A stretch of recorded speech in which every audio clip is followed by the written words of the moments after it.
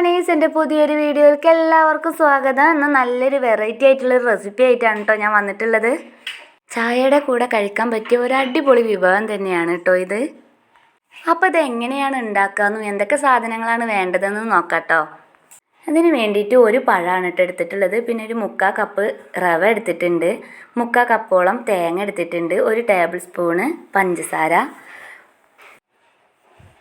കുറച്ച് ഏലക്കപ്പൊടിയും 1 table spoon നെയ്യും കുറച്ച് പാലും എടുത്തിട്ടുണ്ട് കേട്ടോ. പാലിന് എത്ര അളവ് എന്നുള്ളത് ഞാൻ വഴിയെ പറയാം. ആദ്യം ഒരു പാന് വെച്ചിട്ട് അതിൽ 1 സ്പൂൺ നെയ്യാണ് കേട്ടോ ചേർത്ത് കൊടുക്കുന്നത്. നെയ്യ് ചൂടായതിന് ശേഷമാണ് കേട്ടോ കട്ട് ചെയ്ത് വെച്ചിട്ടുള്ള പഴം ചേർത്ത് കൊടുക്കുന്നത്. ഞാൻ എടുത്തിട്ടുള്ള പഴം അധികം പഴുപ്പാവാത്തതാണ്. നല്ല പഴുത്ത പഴമായാലും കുഴപ്പമില്ല കേട്ടോ. ഇപ്പോൾ പഴം കൂടി ചേർത്തതിന് ശേഷം ഒന്ന് ഇളക്കി കൊടുക്കുകയാണ്. ജസ്റ്റ് ഒന്ന് കളറ് മാറിയതിന് ശേഷമാണ് കേട്ടോ ബാക്കിയുള്ള ഇൻഗ്രീഡിയൻസ് ഒക്കെ ചേർത്ത് കൊടുക്കുന്നത്.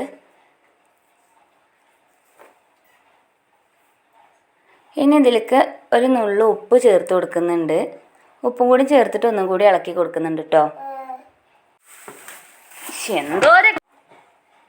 പഴം ഒന്ന് ചെറുതായി കളർ ചേഞ്ച് ആകുമ്പോഴാണ് കേട്ടോ പഞ്ചസാര ചേർത്ത് കൊടുക്കുന്നത്.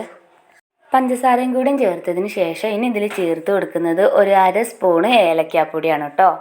ഏലക്കാപ്പൊടിയും കൂടി ചേർത്തതിന് ശേഷം വീണ്ടും നന്നായിട്ടൊന്ന് ഇളക്കി കൊടുക്കുക. ഈ പഞ്ചസാര ഒക്കെ ഈ പഴവുമായിട്ട് നന്നായിട്ടൊന്ന് അലിഞ്ഞ് വരണം, അതുവരെ നന്നായിട്ടൊന്ന് ഇളക്കി കൊടുക്കുക കേട്ടോ. ഇനി അതിലേക്ക് തേങ്ങയാണ് ചേർത്ത് കൊടുക്കുന്നത്. തേങ്ങയും കൂടി ചേർത്തിട്ട് പഴവും തേങ്ങ ഒക്കെ നന്നായിട്ടൊന്ന് യോജിക്കുന്ന വരെ നന്നായിട്ട് ഇളക്കി കൊടുക്കുക. പഴുക്കാത്ത പഴമായതുകൊണ്ട് കുറച്ച് ടൈം എടുത്തു കേട്ടോ ഒന്ന് വെന്ത് കിട്ടാൻ വേണ്ടിയിട്ട്. പഴുത്തതാവുമ്പോൾ നമുക്ക് പെട്ടെന്ന് തന്നെ കായ് കിട്ടും. ഇപ്പോൾ അതാ രണ്ടും നന്നായിട്ട് യോജിച്ച് വന്നിട്ടുണ്ട്. ഇനി ഇതൊരു പാത്രത്തിലേക്ക് മാറ്റാം. ഇനി ഒരു പാൻ വെച്ച് കൊടുത്തിട്ടുണ്ട്. അത് ചൂടാവുമ്പോൾ അതിൽ 1 സ്പൂൺ നെയ്യാണ് കേട്ടോ ഒഴിച്ച് കൊടുത്തിട്ടുള്ളത്. നെയ്യ് ചൂടായതിന് ശേഷം അതിലേക്ക് റവയാണ് കേട്ടോ ചേർത്ത് കൊടുത്തിട്ടുള്ളത്. ഇത് വറക്കാത്ത റവയാണ്. അത് റവയും കൂടി ചേർത്തിട്ട് അത്യാവശ്യം ഒന്ന് ചൂടായി കിട്ടണ വരെ വറക്കുക. കളർ ചേഞ്ച് ആവണമെന്നൊന്നുമില്ല കേട്ടോ, അത്യാവശ്യം ഒന്ന് ചൂടായി കിട്ടിയാൽ മതി. ഇപ്പോൾ അതാ ഇവിടെ റവ അത്യാവശ്യം ഒന്ന് ചൂടായിട്ട് കിട്ടിയിട്ടുണ്ട് കേട്ടോ. ഇത് ഇത്രയും തന്നെ മതിയാവും. ഇനി ഇതിലേക്ക് പാലാണ് ചേർത്ത് കൊടുക്കുന്നത്. പാലിൻ്റെ അളവ് എങ്ങനെയാണെന്ന് വെച്ചാൽ നമ്മൾ ഏത് കപ്പിലാണോ റവ എടുക്കുന്നത് ആ സെയിം കപ്പിൽ തന്നെ പാലും എടുക്കാൻ ശ്രദ്ധിക്കുക. അതായത് 3/4 കപ്പ് റവയാണ് ഇവിടെ എടുത്തിട്ടുണ്ടെന്നുണ്ടെങ്കിൽ ഒരു 1/4 കപ്പ് പാലാണ് കേട്ടോ എനിക്കിവിടെ വേണ്ടി വന്നിട്ടുള്ളത്. അത് പ്രത്യേകം ശ്രദ്ധിക്കണം. പാല് കൂടി പോവുക കുറഞ്ഞു പോവുകയൊന്നും ചെയ്യരുത്. എന്നിട്ട് പാലും കൂടി ചേർത്തതിന് ശേഷം ലോ ഫ്ലെയിമിൽ വെച്ചിട്ട് വേണം ഇതൊന്ന് കുറുക്കിയെടുക്കാൻ കേട്ടോ. പെട്ടെന്ന് തന്നെ നമുക്ക് കുറുകി കിട്ടും. ഒരുമിച്ച് പാൽ ഒഴിച്ചു കൊടുക്കരുത്, കുറേശ്ശെ ഒഴിച്ചു കൊടുക്കണം കേട്ടോ. കുറച്ച് ഒഴിച്ചിട്ട് പിന്നെ ഇങ്ങനെ ഇളക്കി കൊടുത്തിട്ട് പിന്നെ പോരാന്ന് തോന്നിക്കഴിഞ്ഞാൽ വീണ്ടും ഞാനത് 2 ബാച്ചായിട്ടാണ് ഒഴിച്ചു കൊടുത്തിട്ടുള്ളത്. ഇനി ഇതിലേക്ക് ഒരു പിഞ്ച് ഉപ്പും 1 ടേബിൾ സ്പൂണ് പഞ്ചസാരയാണ് കേട്ടോ ചേർത്ത് കൊടുക്കുന്നത്.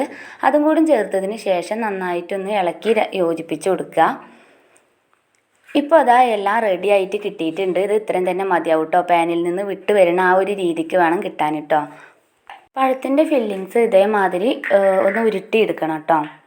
ഇനി മറ്റൊരു പാത്രത്തിൽ ഷുഗർ സിറപ്പാണ് തയ്യാറാക്കി എടുക്കുന്നത്. അതിന് ഒരു 1/4 കപ്പ് വെള്ളം ഒഴിച്ചെടുത്തിട്ട് പഞ്ചസാരയും ഏലക്കാപ്പൊടിയും ചേർത്തിട്ട് ഒന്ന് തിളപ്പിച്ചെടുക്കുന്നുണ്ട് കേട്ടോ. ഇതിപ്പോൾ ഒന്ന് നന്നായി തിളച്ച് വന്നിട്ടുണ്ട്. ഒറ്റ നൂൽപ്പരിവൊന്നും ആവേണ്ട ആവശ്യമില്ല കേട്ടോ. ഇതൊന്ന് ഇളക്കി കൊടുക്കുന്നുണ്ട്. ഇനി നമുക്ക് ഈ ഒരു മാവ് കൈ വെച്ചിട്ട് നന്നായിട്ടൊന്ന് ഉരുട്ടിയെടുക്കണം കേട്ടോ. ഒരു ചപ്പാത്തിയുടെ ആ ഒരു ഷേപ്പിലൊക്കെ ആക്കിയെടുക്കുക. കൈ വെച്ച് നന്നായി ഒന്ന് പ്രസ് ചെയ്ത് കൊടുക്കുക. ഇനി ഇതിലേക്ക് നമ്മൾ എടുത്ത് വെച്ചിട്ടുള്ള ആ പഴത്തിൻ്റെ കൂട്ടുണ്ടല്ലോ അതിങ്ങനെ റോൾ ചെയ്യണ പോലെ ചെയ്തിട്ട് അതിനകത്ത് വെച്ചിട്ട് നന്നായിട്ടൊന്ന് കവർ ചെയ്ത് കൊടുക്കുക. നിങ്ങൾക്ക് വീഡിയോയിൽ കാണാൻ പറ്റുന്നില്ലേ, ഈ ഒരു രീതിയിൽ വേണം ചെയ്തെടുക്കാൻ വേണ്ടിയിട്ട്. ഇതിനകത്ത് വെച്ചിട്ടുള്ള ഫില്ലിങ്സ് ഒരിക്കലും പുറത്തേക്ക് വരരുത്, ആ രീതിയിൽ വേണം കവർ ചെയ്തെടുക്കാൻ വേണ്ടിയിട്ട് കേട്ടോ. റവ ആയതുകൊണ്ട് തന്നെ പെട്ടെന്ന് തന്നെ ഇത് നന്നായിട്ട് ഒട്ടി ജോയിൻ്റ് ആയിട്ട് വരുന്നുണ്ട്. കൈ വെച്ച് നമ്മൾ ജസ്റ്റ് ഒന്ന് ഷേപ്പ് ചെയ്ത് കൊടുത്താൽ മതി. ഇതേപോലെ തന്നെ എല്ലാതും ചെയ്തെടുക്കാം കേട്ടോ. ഞാനിപ്പോൾ അതാ എല്ലാം ചെയ്തെടുത്തിട്ടുണ്ട്. ഇനി ഇത് ഷുഗർ സിറപ്പിലേക്ക് ഇട്ട് കൊടുക്കാം കേട്ടോ. ഷുഗർ സിറപ്പ് നന്നായിട്ട് ഒന്ന് തിളച്ച് ഒന്ന് ചെറുതായിട്ടൊന്ന് വറ്റി വന്നിട്ടുണ്ട്. അപ്പോൾ അതിലേക്ക് ഇട്ട് കൊടുക്കുകയാണ്.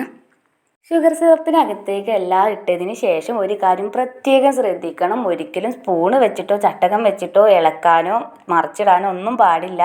ഈ വീഡിയോയിൽ കാണുന്നത് പോലെ ജസ്റ്റ് ഒന്ന് ഇങ്ങനെ പിടിച്ചിട്ട് ഒന്ന് ഇളക്കി കൊടുക്കാനേ പാടുള്ളൂ. ഒരു 2-3 പ്രാവശ്യം ഇടവിട്ട് അങ്ങനെ ചെയ്താൽ തന്നെ എല്ലാം ഒന്ന് സെറ്റായി കിട്ടിക്കോളും.